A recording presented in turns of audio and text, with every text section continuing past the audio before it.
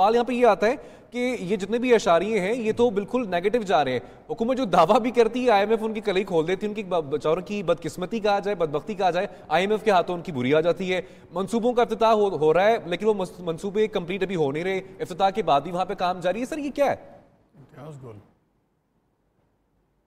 देखिए, मैंने 2 हफ्ते पहले आर्टिकल लिखा था पार्टनर इन क्राइम की, उस हवाले उसके हेडलाइन थी उसकी।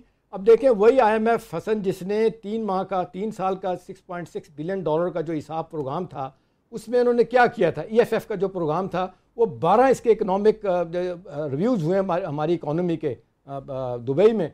सब जगह वो अच्छा की रिपोर्ट देते रहे, सब जगह कहते रहे कि पाकिस्तान के इकोनॉमिक इंडिकेटर्स बेहतर हो रहे हैं।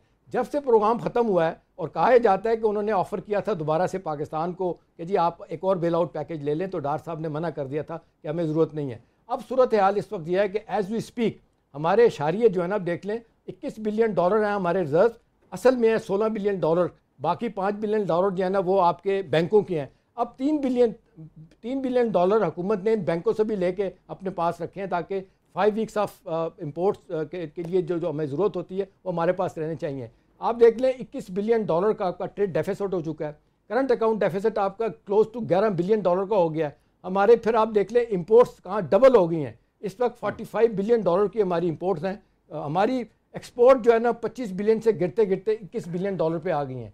बांग्लादेश आप देख लें एक कॉटन की बेल मालिक पैदा नहीं करता, आप देख लें 45 बिलियन डॉलर की उनकी एक्सपोर्ट है। हमारे यहाँ आप देख लें सब चीज़ें, अब जितने आप देख लें हमारे गुर्बत के इशारे देख लें, एम्प्लॉयमेंट के इशारे देख लें, वो सारे के सारे नीचे रखे हैं। हमारे जितने इंडिपेंडेंट इकोनॉमिस्ट हैं वो कहते हैं कि डार साहब और उनके बाकी लोग वो इकोनॉमिक फजिंग कर रहे हैं और जिस तरीके से वो मुनापुलेशन कर रहे हैं इकोनॉमी के साथ, इससे तो मामलात ख़राब होते जा रहे हैं। अब देख लें जिस तरह आईएमएफ ने रिपोर्ट दी, वर्ल्ड बैंक उसको फॉलो कर रहा है, मूडीज़ ने भी वही रिपोर्ट दी और बाकी इंटरनेशनल अदारे भी वही रिपोर्ट कर रहे हैं। अब कहा जा रहा है कि जल्दी से जल्दी हमें जाना पड़ेगा आईएमएफ के पास कि जी हमें बेल आउट पैकेज दें वरना खुदा ना खास्ता डिफ़ॉल्ट हो सकता है। अब सिर्फ आपने हंगामी 2-2.5 महीने पहले $500 मिलियन हंगामी असिस्टेंस चाइना की तरफ से आई है, लेकिन हमारी तलात ये है कि चाइना ने मना कर दिया कि जी हम आप ये सीपैक के अलावा हम आपको कोई और पैसा आपके बैलेंस ऑफ पेमेंट अकाउंट बेहतर करने के लिए पैसा नहीं दे सकते। अब इतनी हॉरिफाइंग सिचुएशन है। आप मुझे बताएं सारा दिन सियासत होती रहती है, या खुदा ना खास्ता मुल्क अगर नहीं रहा तो फिर हमारी सियासत किधर जाएगी। इस तरीके से डिफ़ॉल्ट हो रहा है। अब हमारे हम साहब भी कह रहे हैं कि जी हमला करने की ज़रूरत नहीं है, उनके प्रोग्राम देखें, वो कहते हैं जी दोबारा से हमारी इकोनॉमी जिस तरह नीचे जा रही है ये खुद ही गिर जाएंगे, आपको कुछ करने की ज़रूरत नहीं है। मेरा ख्याल है आप देखें एक बात ठीक थी। सर अच्छा सिचुएशन ये भी है कि अब जो एलओसी की जो सूरत हाल है और इंतहाई अफसोसनाक जो वाक़या लाहौर में पेश आया साने फिरोजपुर, अगर उसकी बात की जाए तो बहुत सी सियासी जमातें अब इसको आपस में पैनामा के साथ रिलेट भी कर रही हैं। जैसे कि शेख साहब का भी बयान सामने आया है, वो भी शेयर कर दूं। कहते हैं कि सुप्रीम कोर्ट जो पैनामा का फैसला सुना दे वरना कहीं और धमाका भी हो सकता है। सर ये बताइए कि जो अपोजिशन जमातें लाइन ऑफ कंट्रोल पे जो कशीदगी चल रही है, जो बम धमाके हैं, ये जो रिलेट कर रही है, इसमें वाकई कोई मुमासलत है भी?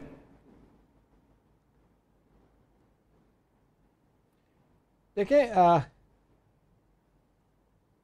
बुनियादी तौर पे 2-3 चीज़ें इस हवाले से हो रही हैं। आपने देखा होगा कि 2-3 चीज़ें हो रही हैं इस हवाले से। एक देखें, एक तो यह है कि जब भी इस तरह की बात होती है, पाकिस्तान में धमाके या खुदा ना खास्ता दहशतगर्दी की लहर होती है, तो ख़बरें आना शुरू हो जाती हैं और ख़ास तौर पे जो गवर्नमेंट के मुखालफिन लोग हैं वो यही कहते हैं कि जी मोदी इनके दोस्त हैं, तो इस वजह से वो कहा जाता है कि आप दबाव बढ़ाएं। मेरा ख्याल है ये भी ज़रूरत से ज़्यादा मेरा ख्याल है गलत बात है। इस तरीके से ये कह देना इतना आसान नहीं है बगैर सबूत के आप इस तरह की बातें करना। देखिए अब ये जो वाक़यात हुए, चौधरी निसार साहब ने प्रेस कॉन्फ्रेंस करनी थी, 2 दिन हो गए उन्होंने नहीं की, छोड़ दिया कि जी इतना बड़ा वाक़या हो गया। आज आपने देखा आर्मी चीफ वहाँ गए, उन्होंने कह दिया कि जी रीजनल प्लेयर जो है इंटेलिजेंस के जो लोग हैं वो ये काम कर रहे हैं और फॉरेन पावर जो है ना इसमें इन्वॉल्व है। तो ये तो मेरा ख्याल है बड़े अरसे से चल रहा है, ये आज की बात नहीं है। लाइन ऑफ कंट्रोल पे और वर्किंग बाउंड्री पे जो आप वायलेशन देख रहे हैं तो बहुत दिनों से हो रही है। इस हवाले से आपने देखा कि चंद दिन पहले हमारे जो है ना 8 के करीब लोग जो है ना उनकी जीप जा रही थी, उनको मार गिराया गया वहाँ पे बम फायरिंग के ज़रिए। अब देखना ये है कि कुछ लोग कहते हैं कि ये सब्र आज़मा रहे हैं पाकिस्तान का और इस तरह के वाक़यात होते रहेंगे।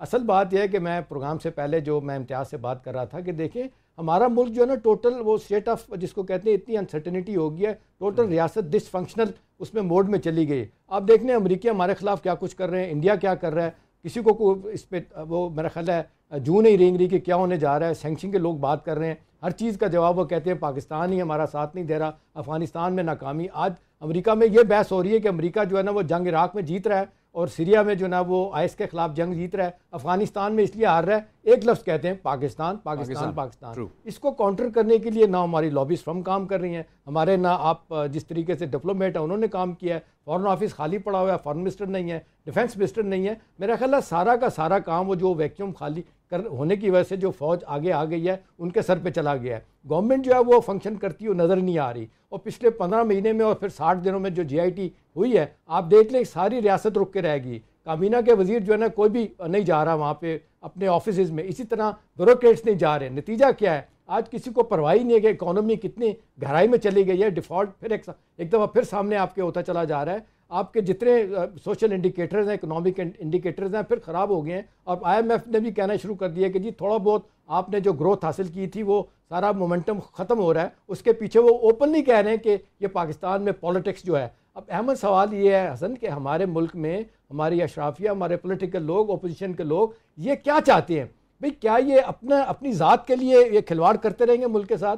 अब नवाज शरीफ साहब पे एतराज़ात हैं, इल्ज़ामात हैं, वो तो जवाब दे रहे हैं, इस तरह इमरान भी जवाब दे रहा है। अहम सवाल यह है कि मुल्क आपको चलता हुआ नज़र आ रहा है, रियासत आपको रुक के बिल्कुल नज़र आती है कि रुक गई है। और खुदा ना खास्ता लोग बार बार ये कह रहे हैं कि जी रियासत जो अपने नाकामी की तरफ जा रही है, कोई इसकी तरफ परवाह नहीं कर रहा। हमारे टॉक शो देख लें, जो कुछ भी है इसी बात पे ही आप देख लें, सारा दिन ये होता है कि जी आज एक रूलिंग पार्टी के लोगों ने क्या किया है और अपोजिशन क्या करने जा रही है। प्रोसेस में जो इकोनॉमी को नुकसान हो रहा है, जो फॉरेन फ्रंट पे आपका नुकसान हो रहा है, आपका कोई दोस्त नहीं रहा। हिंदुस्तान आप देख लें, उसके बाद अफगानिस्तान देख लें, ईरान के साथ ताल्लुकात हमारे ठीक नहीं हैं। और अफगानिस्तान और कतर, सऊदी अरब कतर के साथ भी हमारे ताल्लुकात वैसे नॉर्मल नहीं। आज आके चाइना और $54 बिलियन का जो आप है ये उनका प्लान है वही चल रहा है, CPEC वाला। इसके अलावा ना इन्वेस्टमेंट हो रही है, ना लोकल इन्वेस्टमेंट हो रही है। आपकी अब आप जो है स्टॉक मार्केट वो आप देख लें बुरे तरीके से नीचे चलेगी एक दिन में। सर ये तमाम अगर इंडिकेशंस की बात की जाए, इंडिकेटर्स अच्छे नहीं है। मैं सर बिल्कुल तस्लीम करता हूं बावजूद आपको रियासत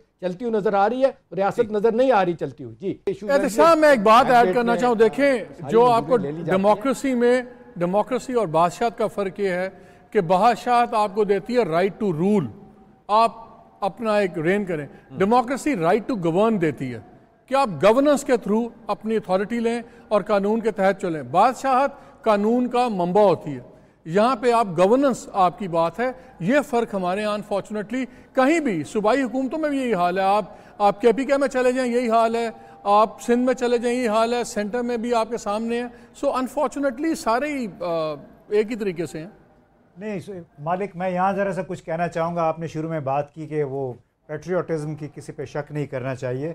बात यह है कि हमारे अक्सर रहनुमा हुब्बुल वतनी को अपनी ज़ात के साथ मुंसलिक किए हुए हैं कि जब तक आप उनको ना छेड़ें तो वो उनकी मर्ज़ी है, वो जो करें और उस वक्त तक वो कहेंगे कि हम मुहिब्बुल वतन हैं। लेकिन मैं ये कहता हूँ कि अगर ये वाकई मुहिब्बुल वतन होते तो जिस अंदाज़ में ये तनाज़ा सामने आया है, ये आज से साल पहले या 6 महीने पहले अपने किसी दूसरे पार्टी के रुकन को वज़ीर आज़म बना के और केसों का सामना करते बाहर बैठ के। सबको पता है कि नवाज़ शरीफ के बगैर मुस्लिम लीग नून कुछ नहीं है। सबको मालूम है कि जैसे मुहतरमा बेनज़ीर भुट्टो साहिबा थी या अभी बदकिस्मती से जरदारी साहब है कि उनके बगैर यूसुफ रज़ा गिलानी को यही मशवरा दिया था ना कि जी आप फेस करें केसेस और बस तो, अब आप केस फारिग हो जाए तो दोबारा बन जाए आगे। मैं उस शख्स को बिल्कुल उसकी हुब्बुल वतनी को का सर्टिफिकेट साहब गिलानी साहब को तो बेचारे को सेटअप किया गया था ज़ात की खातिर। पूरी बड़े रीजंस थे उसके, पूरी काबीना जो है वो उसके दिफा में लगी हुई है, एक शख्स के दिफा में लगी हुई है। और उसकी वजह से जो एहतशाम ने जो जिक्र किया है हैरान कुन बल्कि बड़े शॉकिंग किस्म के ये आशारिये हैं हमारी इकॉनमी के। और दूसरी तरफ जिस अंदाज में मैं ज़ाती तौर पे समझता हूँ कि इमरान खान की मनी ट्रेल की बात हुई है, तो वो तो इतनी खौफनाक सूरत हाल उससे पैदा हो सकती है कि जो पाकिस्तानी बाहर हैं और जो पैसे वहाँ से भेज रहे हैं, अब तो उनको भी डर होगा कि आइंदा अगर किसी बड़ी मकदार में उन्होंने पैसे भेजे तो वो तो ये सोचेंगे कि कल को अगर वो पाकिस्तान वापस चले गए, कोई पब्लिक ऑफिस उनके पास आ गया तो उनके पीछे भी नैब पड़ जाएगा कि आपने ये पैसे कैसे कमाए हैं। और लिहाजा हमें बड़ा फोकस होकर सारे मामले का जायज़ा लेना चाहिए था। ये विच हंटिंग जो है वो एक तरफ कहते हैं कि गैर मुल्की सरमाकारी नहीं हो रही, और ये जो हरकतें हैं क्या इसकी मदद से गैर मुल्की सरमाकारी होगी? एक पैसा पाकिस्तान में लेकिन ऑन अ लाइटर नोट एक वन बेल्ट वन रोड के तहत सीपैक का मंसूबा प्रपोज कर दिया था। जो भी आप बात कर रहे हो एहतशाम के लिए इस हवाले से मालिक देखें कि जो $20 बिलियन का हदफ मुकर्रर था पिछले माली साल का, वो पूरा नहीं हुआ। और जो इतलात आ रही हैं, खौफनाक इतलात आ रही हैं कि बड़ी मुश्किल से बैंकिंग चैनल को यूज़ किया गया था कि ये पैसा बाहर से आए, दोबारा से वो जो है ना हवाला हुंडी के जरिए पैसा आना शुरू हो गया है। लोग डरना शुरू हो गए कि पता नहीं खुदा ना खास्ता कल क्या होने जा रहा है। तो आप देख लें, ये बहुत बड़ी नाकामी की बात है कि ऑफिशियल चैनल यूज नहीं हो रहा इस पैसे के लिए। मेरे पास प्रोग्राम में जो वक्त है वो भी काफी कम रह चुका है। सिचुएशन का सामना हो सकता है। मालिक साहब का कमेंट, बड़ी संजीदा बातें होगी। On a lighter note, Ehtesham हमारा 25-30 साल का दोस्त है, इकट्ठे हमने काम भी किया है ऑर्गेनाइजेशन में। ये 25-30 साल से ये किसी इकॉनमी से खुश नहीं है, हमेशा ये दुखी रहा है। जो भी गवर्नमेंट थी, एहतशाम की मर्जी इकॉनमी तो नहीं आएगी, लेकिन जो इन्होंने बातें पॉइंट आउट की हैं वो बिल्कुल ठीक है। I think we need serious work. और जहाँ तक डार साहब है, डार साहब पे एक बारी फजिंग का इल्ज़ाम साबित भी हो गया हुआ है। आप दुनिया से झूठ बोल सकते हैं, हम अपने से ना बोलना चाहिए, ख़ासतौर पे अपने प्राइम मिनिस्टर से किसी को नहीं बोलना चाहिए। प्राइम मिनिस्टर की इकोनॉमिक्स डिटेल्स उनकी स्ट्रेंथ नहीं है, और ज़रूरी नहीं कि हों भी।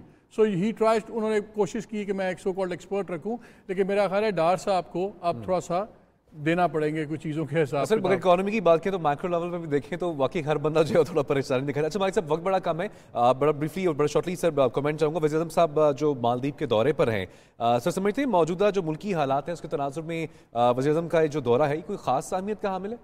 नहीं, आई थिंक ये एक रूटीन का इनसिग्निफिकेंट सी चीज़ है, बल्कि वो उनके पोलिटिकली एक लिहाज से अच्छा है कि शो करता है कि वो लाइफ एज नॉर्मल गुजार रहे हैं। वो भी शांगला हिल भी गए हुए थे, वहाँ जाके फैमिली के साथ वीकेंड गुजारा है, अब वहाँ गए हैं। ये कोई इसकी कोई सिग्निफिकेंस नहीं है एक्सेप्ट कि ठीक है लाइफ नॉर्मल है, और मेरा ख्याल है इससे ज़्यादा इसमें कुछ देखना भी नहीं चाहिए। सर कहीं ऐसा तो नहीं होगा वज़ीर आज़म साहब जो है बैरून मुल्क दौरे पे और पीछे से नाअहली का फैसला आ जाए? नहीं फैसला देखिए, फैसला फ्रैंकली जो सर नाअहली का है उस पर 50-50 बटी हुई लीगल ओपिनियन, बिकॉज बहुत लॉयर्स का ख्याल है कि कोर्ट को ज़्यादा उनका ख्याल है कि ऑप्शन शायद यही होगा कि आप ट्रायल करवाएं, ट्रायल को टाइम लिमिट करें, और इसमें भी काफ़ी सवाल हैं। और उससे फ़र्क नहीं पड़ता कि फिजिकली आप कहाँ हैं, क्योंकि ये फैसला जब भी आएगा कि नाअहली का भी होता है तो लेकिन मालिक वो कहते हैं कि मसला जो अब आन पड़ा है वो ये है, उनके लिए मुश्किल आ गई है कि वो इमरान खान के हवाले से कि इसको बैलेंस कैसे किया जाए। वो कहते हैं कि ये खौफ या ये रिजर्वेशन उनकी भी है, और इसको टैकल करना कहा जा रहा है कि मुश्किल पेश आ रही है। इसका मतलब है ना इमरान खान डिस्क्वालीफाई होंगे ना नवाज शरीफ। ये तो एहतशाम साहब कहना वही बात होगी कि मिठाइयां दोनों तरफ तकसीम होंगी, जो मैंने पहले अच्छा जाहिर किया।